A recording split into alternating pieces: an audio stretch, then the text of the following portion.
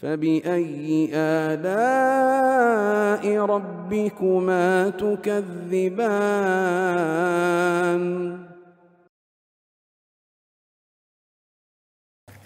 Bismillahirrahmanirrahim. Alhamdulillahirabbil alamin. Wassalatu wassalamu ala al-mab'uts rahmatan lil alamin. Nabiyina Muhammad wa ala alihi wa sahbihi wa man tabi'ahum bi ihsanin ila yaumiddin, amma ba'd. Kaum muslimin dan muslimat, para pemirsa dan para pendengar dimanapun Anda berada, Assalamualaikum warahmatullahi wabarakatuh. Di pertemuan ini kita akan membahas tafsir surah Ad-Duha. Ada 11 ayat di surah ini. Insyaallah kita akan bagi pembahasan surah ini menjadi 2 sesi pertemuan. Di pertemuan ini kita akan bahas dari ayat yang pertama hingga ayat yang kelima. A'udzubillahi minasyaitonirrajim. Bismillahirrahmanirrahim.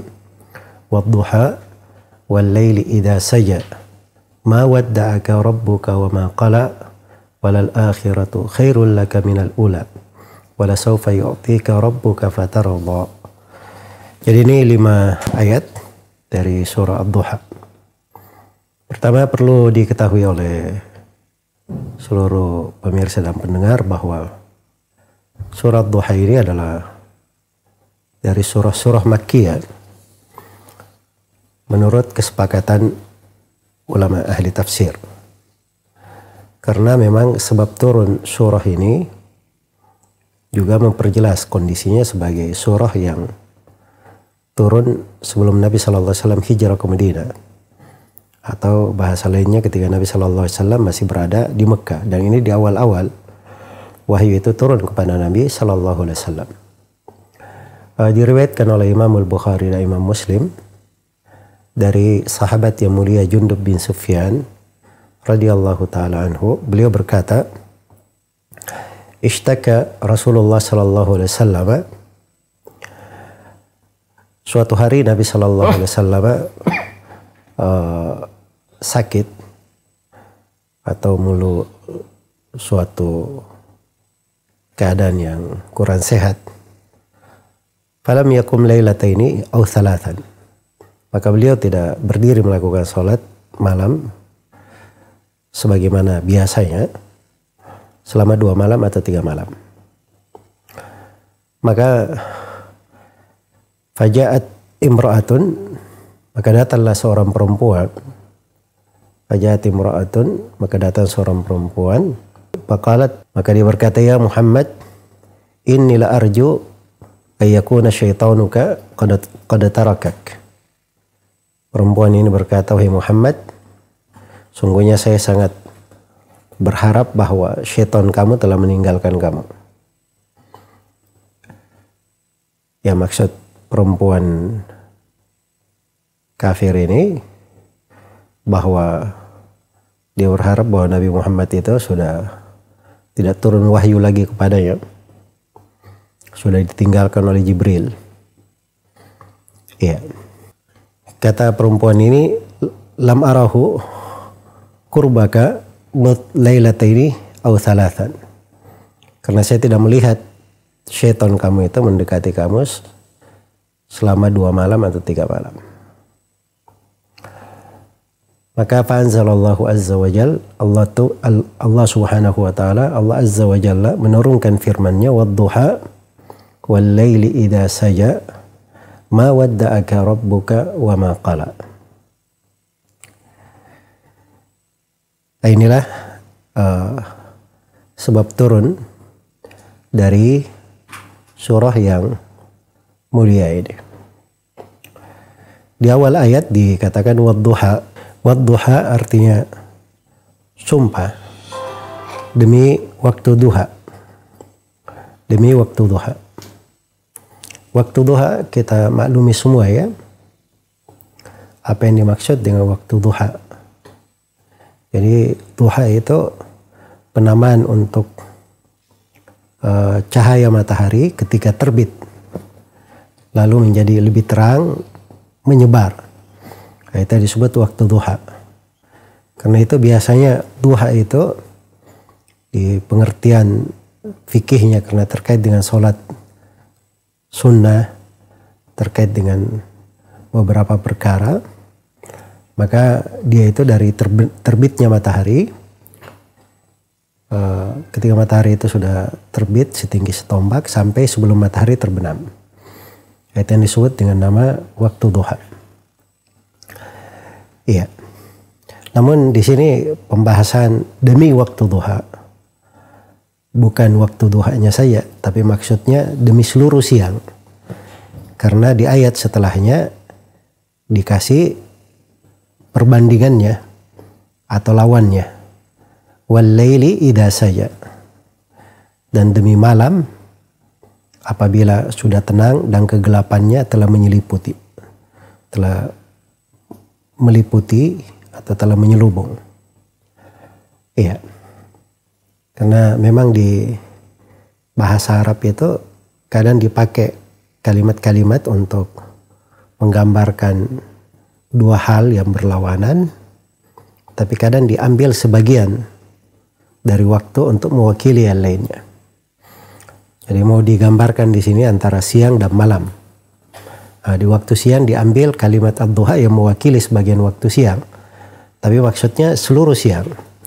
Ya seluruh waktu hari itu disebut masuk di dalam cakupan wad-duha. Jadi ini sumpah yang pertama wad-duha demi waktu siang.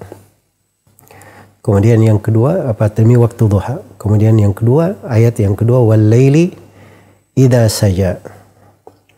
Dan demi malam idza saja, apabila malam itu telah saja. Iya. Saja artinya dia telah tenang, sudah menjadi tenang, dan kegelapan malam itu sudah meliputi dunia. Itu disebut saja. Jadi demi waktu malam, apabila malam ini sudah tenang dan meliputi seluruh penjuru dunia, meliputi seluruh manusia. Iya. Dan ini sumpah ya, namanya sumpah.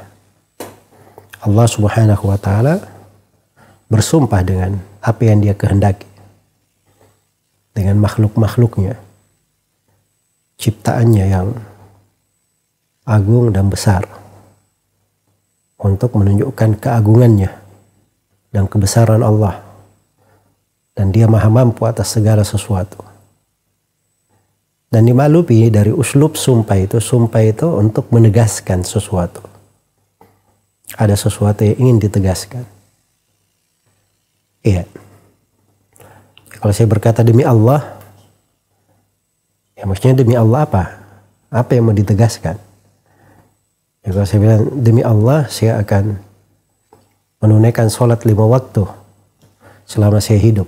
Nah itu ada penegasannya untuk menunaikan sholat 5 waktu. Baik. Nah, sama di sini ketika disebut sumpah, wadduha wal laili idza saja. Demi waktu duha dan demi malam apabila malam itu telah meliputi. Ma wadda'aka rabbuka wa ma qala. Ini ingin ditegaskan. Jadi di sini ada 2 kalimat ya. Wadda'aka. Kemudian yang kedua kalimat qala. Pada ayat yang ketiga ini. Ma wadda'aka. Artinya Allah tidak akan meninggalkan kamu. Tidak akan membiarkan kamu. Iya. Sebab kadang kalau kata taudi itu artinya ditinggalkan, dibiarkan. Mau binasa, mau tidak terurus, ditinggalkan. Begitu. Jadi Allah Subhanahu wa ta'ala nafikan hal itu. Ma wadda'aka rabbuka. Rabbmu tidak akan pernah meninggalkanmu. Tidak akan pernah membiarkan kamu ditimpa oleh kejelekan. Ma wadda'aka rabbuka wa ma qala. Qala artinya Allah tidak akan membencimu. Tidak pernah membencimu. ma abghadak. Iya. Jadi ini yang ditegaskan bahwa Allah bersumpah dengan sumpah demi waktu duha, demi malam, untuk menegaskan bahwa Allah Subhanahu wa taala Rabbmu tidak pernah meninggalkanmu dan tidak pernah membencimu. Iya. Tidak pernah membencimu.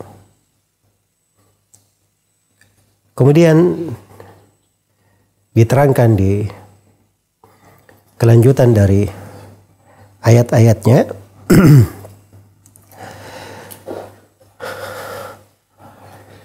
walal akhiratu khairul laka minal ula, dan sungguh kehidupan akhirat itu lebih baik bagimu dari kehidupan dunia. Al-akhirah dikatakan al-akhirah karena dia yang terakhir, yang kita semua akan berkesudahan ke sana. Kita semua akan berakhir di sana. Makanya dia disebut al-akhirah. Iya. Persinggahan terakhir kita, tempat kekal abadi kita. Itu negeri akhirat. Sungguh negeri akhirat itu khairul laka. Khairun artinya yang terbaik bagi kamu. Tidak ada yang lebih bagus daripada itu. Khairul laka minal ula, dari al-ula. Al-ula itu maksudnya kehidupan yang pertama. Jadi ada kehidupan akhirat, ada kehidupan sebelum akhirat yang pertama. Nah, yang pertama ini bahasa lainnya disebut dengan kehidupan dunia. Di kehidupan dunia.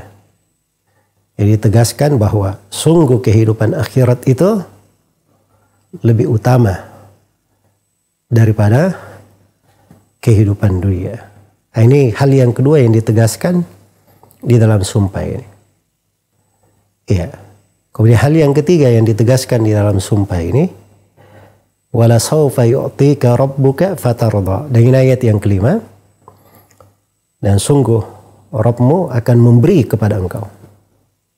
Fatarda, sehingga engkau betul-betul selalu ridha terhadap pemberian Allah Subhanahu wa taala. Baik, ini 5 ayat dari surah Ad-Duha yang menunjukkan bagaimana kasih sayang Allah Subhanahu wa taala dan perhatian Allah Subhanahu wa taala terhadap nabinya Nabi Muhammad sallallahu alaihi wasallam. Ketika ada yang mencela beliau, ada yang menghina Nabi sallallahu alaihi wasallam bahwa Jibril telah meninggalkannya, Rabbnya akan meninggalkannya. Dia tidak akan dapat wahyu lagi, tidak turun lagi wahyu kepadanya. Maka Allah Subhanahu wa taala turunkan satu surah untuk membantah hal tersebut dan memberikan bagaimana kasih sayang dan rahmat Allah kepada Nabi-Nya. Wad-duha, demi waktu duha. Wal-laili idza saja, dan demi malam apabila malam itu telah meliputi. Ma wadda'aka rabbuka wa ma qala. Rabbmu tidak akan pernah meninggalkanmu dan tidak pernah membencimu. Nah, di situ juga kita perhatikannya kata rabbuka. Dan di ayat yang kelima, wala sawfa yu'tika rabbuka. Itu diambil nama Ar-Rabb dari Asmaul Husna yang menunjukkan bagaimana kasih sayang Allah dan bagaimana perhatian inayah Allah Subhanahu wa taala terhadap nabinya Nabi Muhammad sallallahu alaihi wasallam. Iya. Ma wadda'aka rabbuka wa ma qala. Dan ini dipetik dari awal ayat yang pertama, ayat yang kedua, di mana Allah Subhanahu wa taala bersumpah dengan apa yang dia kehendaki dari makhluk-makhluknya. Dan ini sumpah khusus bagi Allah Subhanahu wa taala, karena bersumpah dengan selain nama Allah itu untuk makhluk tidak diperbolehkan. Jadi kalau kita hanya boleh bersumpah demi Allah. Ya, demi Rabbmu. atau demi pencipta langit dan bumi, yang hal tersebut terkait dengan Allah, nama-namanya, iya, sifat-sifatnya, hanya boleh bersumpah dengan hal tersebut. Adapun selain daripada itu bersumpah dengan nama makhluk, itu adalah masuk ke dalam kesyirikan. Ya, kalau misalnya saya berkata demi langit dan bumi, maka itu perbuatan syirik, karena kita menyekutukan sumpah itu, sumpah dengan makhluk, kepada sumpah dengan nama Allah Subhanahu wa Ta'ala. Padahal sumpah itu hak khusus bagi Allah. Tidak boleh ada yang bersumpah dengan selain nama Allah Subhanahu wa Ta'ala. Adapun Allah Subhanahu wa Ta'ala, dia bersumpah dengan apa yang dia kehendaki dari makhluknya, menerangkan dari keagungan dan kebesarannya. Iya. Maka itu kandungan dari sumpah ini. Jadi begitu ada sumpah di sini, Allah Subhanahu wa Ta'ala mempertegas akan keagungan dan kebesarannya. Kemudian pelajaran yang kedua dari sumpah itu, ketika Allah Subhanahu wa Ta'ala bersumpah dengan sesuatu, menunjukkan sesuatu itu punya nilai dan keagungan di sisi Allah. Dan di sini terdapat pelajaran akan pentingnya waktu-waktu kehidupan, saat-saat dan hari-hari kehidupan. Kehidupan ini peluang, waktu, dan kesempatan. Ya, karena itu Allah bersumpah dengan banyak waktu dan saat kehidupan di dalam Al-Quran. Ini di ayat ini, wadduha, demi waktu duha, dan demi malam. Ya, itu terkait dengan waktu-waktu kehidupan. Dan di surah sebelumnya, wal laili idza yaghsha wan nahari idza tajalla, sama. Akan datang nanti surah wal asri, demi waktu asar atau demi masa. Ada dua penafsiran. Dan juga pada surah Al-Fajri dikata wal fajri walayalin ashrin, demi waktu fajar dan demi malam-malam yang 10. Dan Allah Subhanahu wa Ta'ala bersumpah dengan umur nabinya, Nabi Muhammad sallallahu alaihi wasallam, la amruka, demi umur Nabi Muhammad sallallahu alaihi wasallam. Menunjukkan bahwa waktu dan saat kehidupan itu hal yang besar di sisi Allah. Karena itu tidak ada satu saat pun dari kehidupan ini kecuali akan dipertanggungjawabkan di depan Allah Subhanahu wa Ta'ala. Diriwayatkan oleh Imam Tirmidzi dan selainnya dari Abu Barzah Al-Aslami radhiyallahu anhu. Beliau berkata, Rasulullah sallallahu alaihi wasallam bersabda, la tazulu qadama 'abdin yaumal qiyamah hatta yus'al an arba'.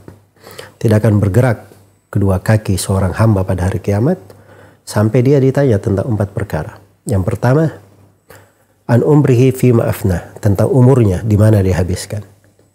Yang kedua, wa an syababihi fima ablah, tentang usia mudanya di mana dia usangkan.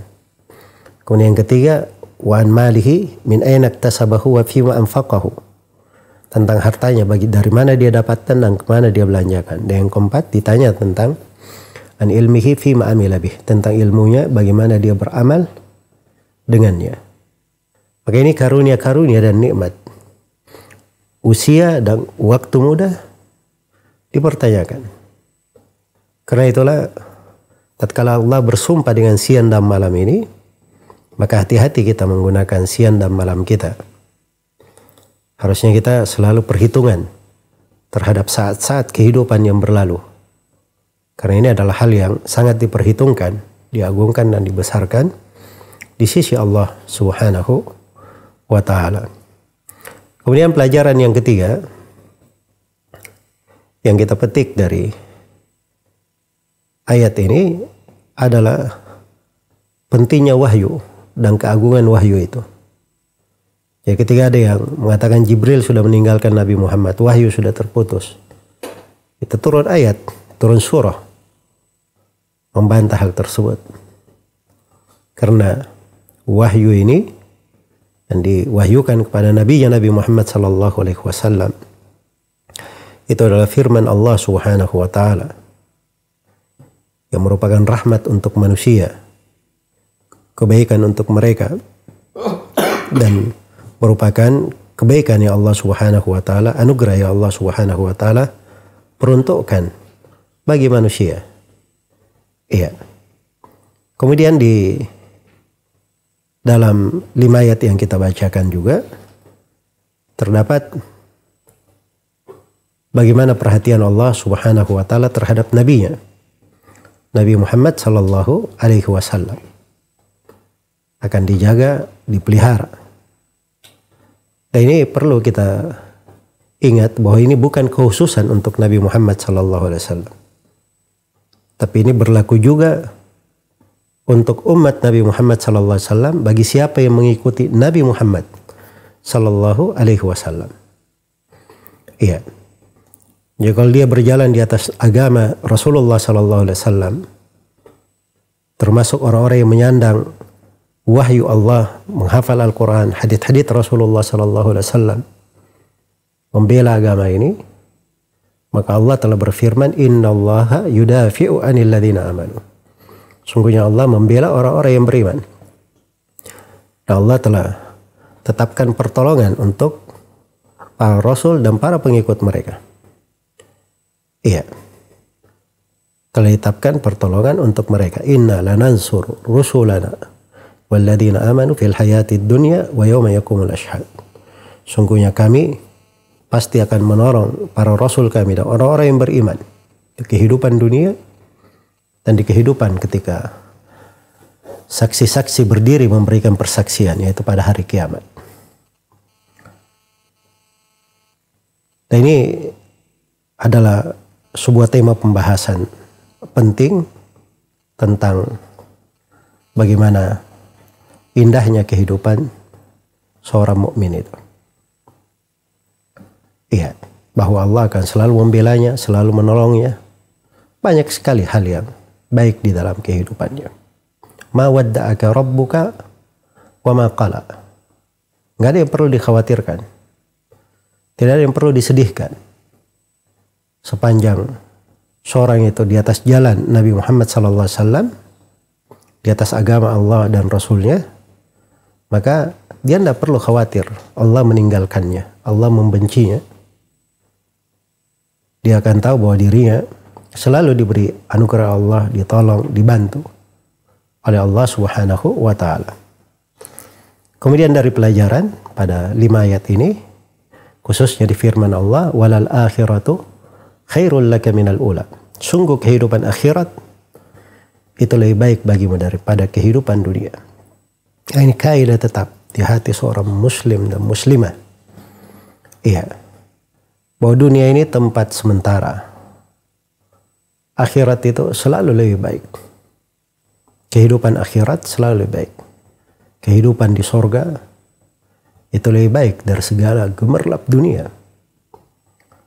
Karena itu dunia itu dijadikan, bumi ini dijadikan untuk dipijak, bukan untuk dipikul. Dunia ini adalah harusnya yang berada di tangan kita. Kita menggunakannya untuk hal yang bermanfaat, membantu kita kepada Allah.